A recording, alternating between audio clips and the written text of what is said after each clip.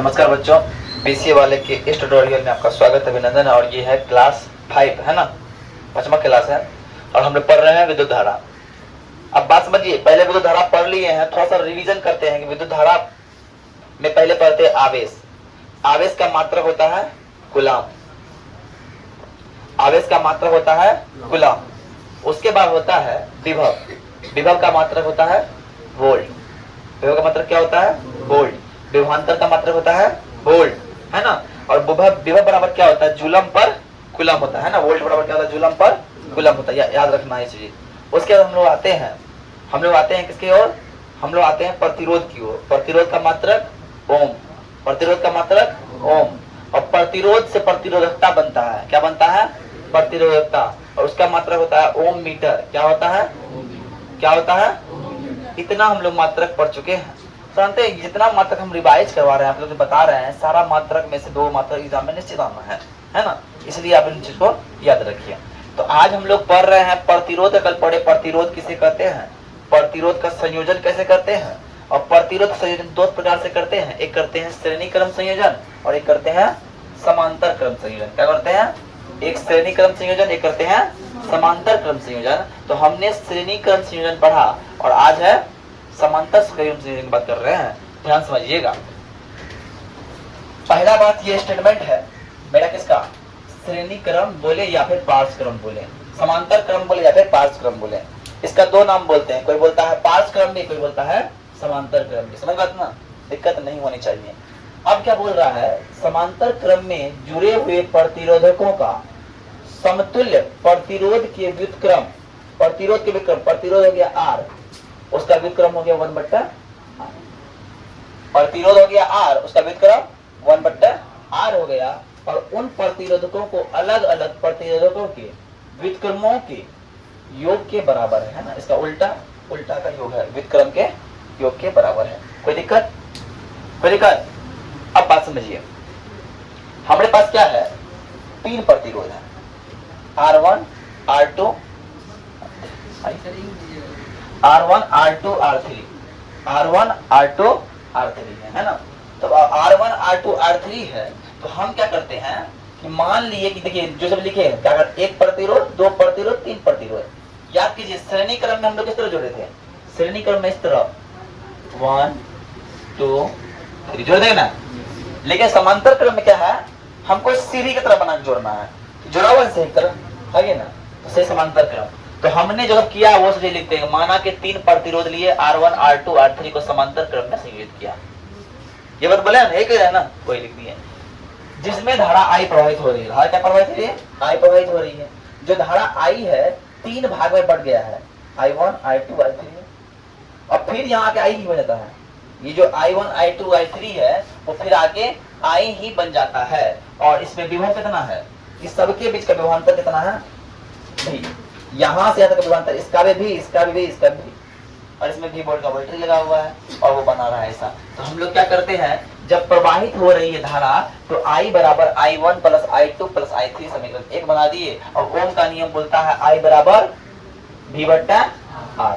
तो V/R, तो I1 बराबर V/R1, I2 बराबर V/R2, I3 बराबर V/R3। तो सर समीकरण से I बराबर I1 plus I2 plus I3, I1 का वैल्यू, I2 का वैल्यू, I3 का वैल्यू पुट कर दिए। कोई दिक्कत? जब हम करते हैं सर कॉमन दिख रहा है, इसमें कुछ कॉमन दिख रहा है? जी सर कॉमन क्या दिख रहा है? भी दिख रहा है। क्या दिख रहा है? भी। हमने भी को निकाला तो क्या हुआ? 1/R1 plus 1/R2 plus 1/R3। और ये गुना हो जाएगा, भागेगा। तो I/V बराबर क्या होता है? I/V बराबर होता है 1/R। देखो हम लोग पढ़े हैं V/I बराबर R होता है। अगर I/V है इसका मतलब क्या है? 1/R होगा। अरे होगा कि नहीं होगा? उल्टा हो गया ना, उल्टा हो गया 1/R। R क्या है? मेरा रेसिस्टिविटी ऑफ पैरेलल का रेसिस्टिविटी, मतलब RP बराबर 1/R1 plus 1/R2 plus 1/R3। अब बोल दिए यदि परिपथ में n प्रतिरोध जुड़ा रहे, नंबर ऑफ प्रतिरोध और जुड़ा रहे, तो 1/R1 plus 1/R2 plus 1/R3 plus 1/R4 dot dot 1/Rn।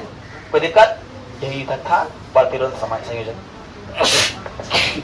बात समझिए। अब क्या होता है, ये प्रश्न पूछता है कि प्रतिरोध का सम्मोहन कैसे करते हैं। और प्रतिरोध का सम्मोहन का समांतर क्रम संयोजन लिख कर दर्शाइए। तो ये पूरा बनाइएगा 6 नंबर मिलता है। कितना नंबर? 6 नंबर। या तो एगो पूछेगा खाली समांतर क्रम या श्रेणी क्रम, या तो दोनों पूछेगा, या तो ओम का नियम पूछेगा। इस चैप्टर का मात्र यही 3 क्वेश्चन आता है बिहार बोर्ड के एग्जाम में, जो 6 नंबर का प्रश्न आता है। समझी बात ना? तो बस समझ में आ रही है? अब नेक्स्ट पे आते हैं, मिटा दें। अब देखिए क्या बोलता है, विद्युत धारा का उसमें प्रभाव क्या होता है।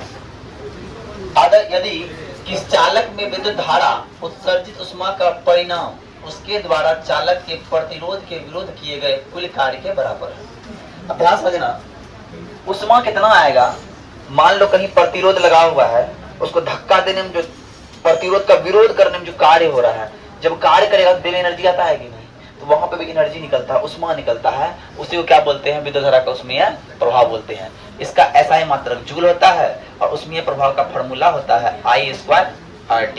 U बराबर I²RT। उष्मीय प्रभाव का जब मान निकालना हो I²RT से हम मान निकाल सकते हैं।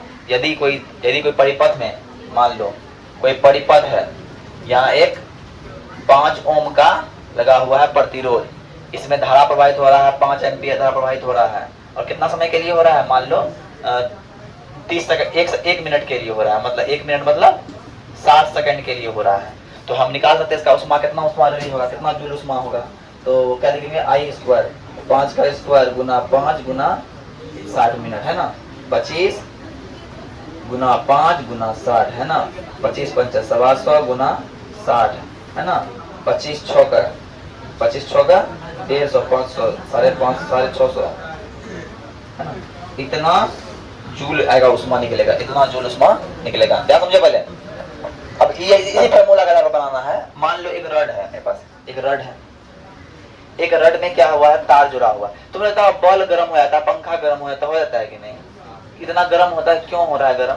इसी उष्माय प्रभाव के कारण हो रहा है गर्म। मान लो किसी तार में हम क्या कर रहे हैं? करंट फ्लो करवा रहे हैं। करंट फ्लो जो करवा रहा है, धारा प्रवाहित हो रहा है, 1 एम्पीयर धारा प्रवाहित हो रहा है, 5 एम्पीयर करंट इसमें बह रहा है।